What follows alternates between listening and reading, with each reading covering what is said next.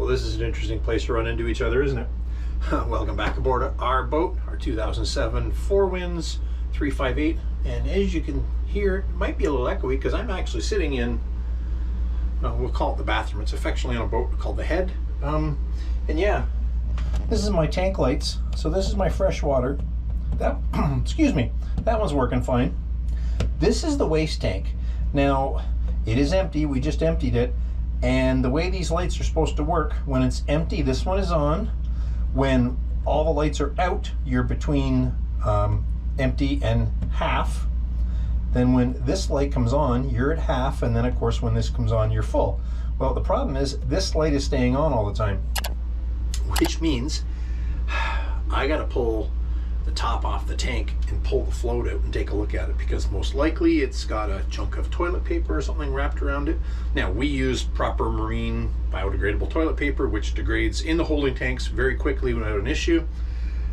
Not everybody does that, and maybe the previous owner wasn't doing that, and that's why that light is stuck on.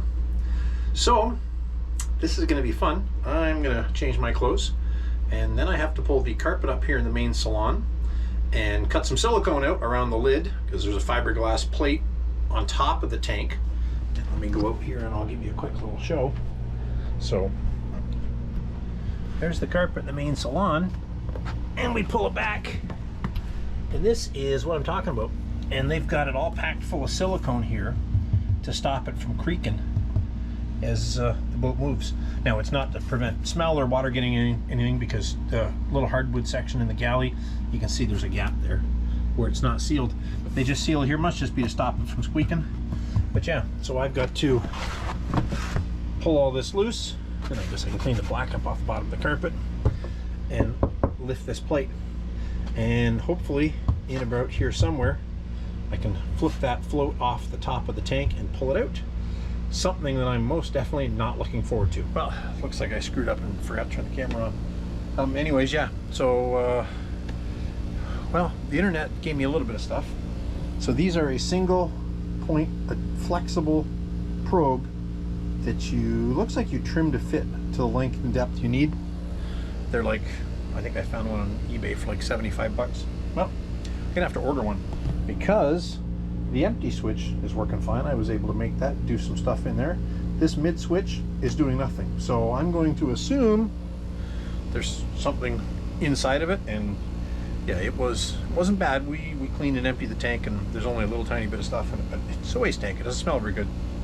I would guess that something has gotten inside the sensor and screwed it up, because the mid switch is probably the one that's submerged the most. I guess looking at it, the empty is actually submerged the most. But the mid sees its fair share. So yeah, looks like I gotta order one of those, and then pull this all back apart next weekend and try and change that. See you next weekend. So it's been like a month, but this finally showed up. That's the new float.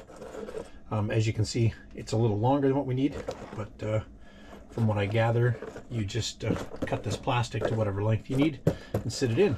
Now this, I had to cut the old one to get that out, so I may have to grab my wife's hairdryer and put a little heat into that to get it to open up and go over.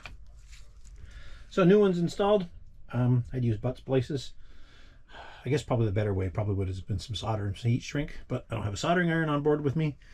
And this is, I think this is about 20 gauge wire, so I actually stripped a little more, doubled back, because these butt connectors they're like a 16 to an 18, so they're not going anywhere. They're doing what they're supposed to. And laying here right now testing it. So the float is active. The light is back on in there. We put the float in its inactive state. And the light is out now.